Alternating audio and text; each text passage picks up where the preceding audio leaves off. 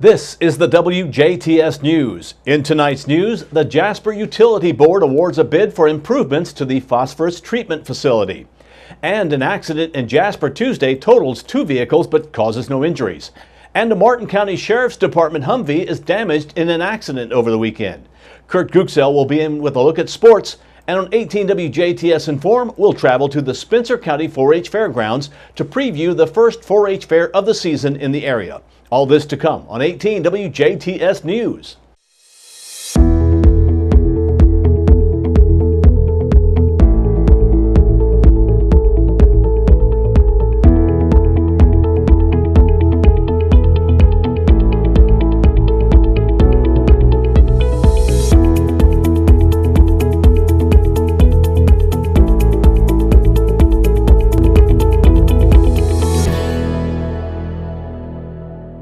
Good evening, I'm Bill Potter with the news on WJTS. Monday night, the Jasper Utility Service Board listened to wastewater manager Ed Hollenden, who provided the board an update as a winning bid was selected for the proposed phosphorus treatment facilities project.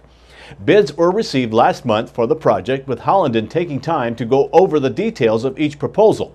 Ultimately, the job was awarded to Mitchell and Stark Construction, who came in with a low bid of $300,369.68. That's nearly $90,000 less than the initial construction project. The phosphorus treatment facility, which receives just over 2 million gallons of water a day, will see the installation of a chemical injection system to treat the city's water supply for phosphorus. The city's wastewater department is required to reduce phosphorus output to 1 milligram per liter of water by 2019. They hope to have all the new phosphorus removal system up and running by the end of the year. In other business Monday night, the Utility Board heard an update from Jasper Utilities General Manager Bud Hausberger, along with City Attorney Renee Kabrick, about the US 231 waterline project. The city is planning on upgrading and up a major water main along part of US 231 through much of Jasper. The water line is more than 80 years old and is experiencing numerous breaks in recent years. Kabrick says the idea of designating a public liaison has been proposed to provide regular updates to residents during the duration of the replacement project. And we feel like it's very important for the community to have an understanding of what the project is, the importance of the project, and then also just on a day-to-day basis what the status is of the project, because obviously that's a primary artery for traffic through our city. So we think that in order to do that, we need somebody who is devoted to that idea. And we've been given the name of a company that's already done work and is doing work for the city of Jasper, Taylor Siefker Williams. So they're going to be submitting a proposal to us and let it kind of give us some guidance on how a project like that would look from a public liaison perspective, so that we don't miss things that we might miss, because this is just not something that we do every day. Once the waterline project along US 231 is completed, the Indiana Department of Transportation has agreed to a much-needed repaving project of the highway from Dairy Queen, located near the Y, all the way to the 30th Street intersection. And the board was reminded that the Jasper City Council will meet in special session Monday morning at 8 a.m. for a third and final reading of the Rolling Hills Annexation Ordinance. The neighborhood includes nearly 40 acres just outside the city's southeast border near Highway 162 and includes A, B, and C streets, as well as others. A majority of the residents of Rolling Hills neighborhood petitioned for the city of Jasper to annex the area in a quest for the city's wastewater services, since several septic systems in the area are failing. A Jasper man was placed under arrest early Tuesday afternoon for operating while intoxicated after he is said to have been sitting stationary in his vehicle at a Northside Jasper intersection for a number of minutes without moving. Just after 12 noon yesterday, officers with the Jasper Police Department received a report of a vehicle stopped at the intersection of Manor Drive and 36th Street for an extended amount of time. Police say after sitting at the stop sign at the intersection, the male, identified as 44-year-old Orlando Cassius of Jasper, exited the vehicle, and upon doing so, officers on the scene made an attempt to assist him. While making contact with Cassius, officers noticed an extreme odor of alcoholic beverage. Cassius was offered a field sobriety test, and upon failing all tests, he was taken to Memorial Hospital and Healthcare Center for a certified chemical test, which found his blood alcohol content at 0.37%, more than 4.5 times the legal limit. He was then taken to and booked into the Dubois County Security Center for driving under the influence. Both drivers escaped serious injuries, but their vehicles were deemed total losses in a two-vehicle accident Tuesday afternoon on Jasper's far south side. Jasper police say shortly after 1 p.m. yesterday, a passenger car driven by 37-year-old Alicia Armstrong of Evansville was traveling southbound on US 231 and failed to yield at the traffic light located at the intersection of 231 and County Road 100 South. Police say that's when she collided with another vehicle driven by 58-year-old Carol Steffi of Jasper.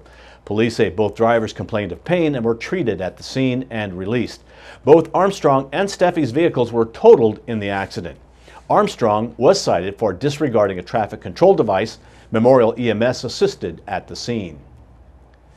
Jasper's Memorial Hospital and Healthcare Center has named May Kleeman as the recipient of the 2018 Little Company of Mary Volunteer of the Year Award. The award is named in honor of the Sisters of the Little Company of Mary, the sponsors of Memorial Hospital. This is the second year for this annual award that is based on outstanding performance reflecting Memorial Hospital's mission statement and the core values of respect for human dignity, compassionate caring, stewardship, quality, and justice. Other nominees for this year's award included Sue Eisenhut, Corrine Clark, Jane Schaefer, Dennis Nykum, Flo Martin, Alan Small, John McGovern, Ann Berger, and Jim Whipkenberg. Kleeman has been a volunteer at Memorial Hospital since 2011 and is very active throughout the community. She has been described as one who enjoys life and all it has to offer, and that she makes the day go by better just by seeing her. Kleeman resides in Jasper with her husband Bud. They have 2 grown sons.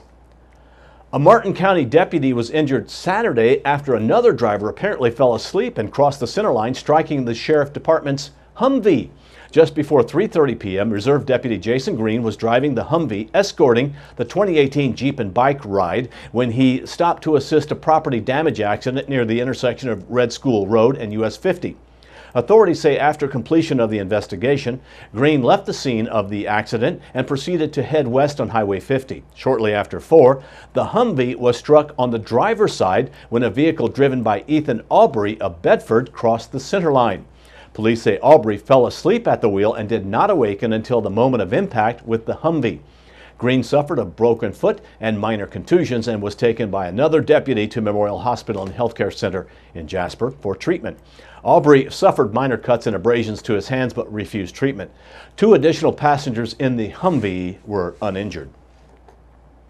Cleanup from a Sunday night train derailment in Princeton was ongoing Tuesday as some of the rail cars continued to burn until late in the morning. Princeton Fire Chief Mike Flug says crews worked 6 hours Tuesday morning to extinguish the combustible fires. He said the remaining propane was bled into a pit to be burned off so it would burn faster. CSX officials worked overnight Monday with local, state, and federal officials at the derailment site. In the release statement, the railway says overnight and throughout Tuesday, crews made significant progress removing the damaged, derailed cars and cleaning up debris.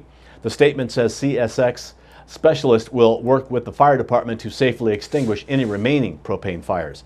The freight train derailed and several train cars caught fire, forcing the mandatory evacuation of nearby homes and businesses. No injuries were reported in that incident. Superior Ag is pleased to announce the addition of Seth Leinenbach as the agronomy sales specialist. Leinenbach began his role working out of the Dale location. Leinenbach will promote the proper use of crop protection products, plant food, seed, and other services offered at Superior Ag by building customer relationships and providing exceptional customer service to their member customers. Leinenbach graduated from Western Kentucky University with a Bachelor of Science in Accounting and a minor in Animal Science. He comes to Superior Ag with an extensive background in agricultural sales. Leinenbach resides in Jasper with his wife Jill and daughter. Cannelton residents will soon get to vote on a property tax referendum to help pay for programs and operating costs at the city's schools. Back in May, 11% of residents had already signed a petition to get that referendum on the November ballot.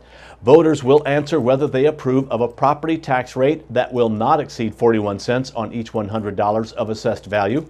School officials are hoping to use the money for smart boards, tablets, internet, and technology upgrades in schools around the city of Cannelton.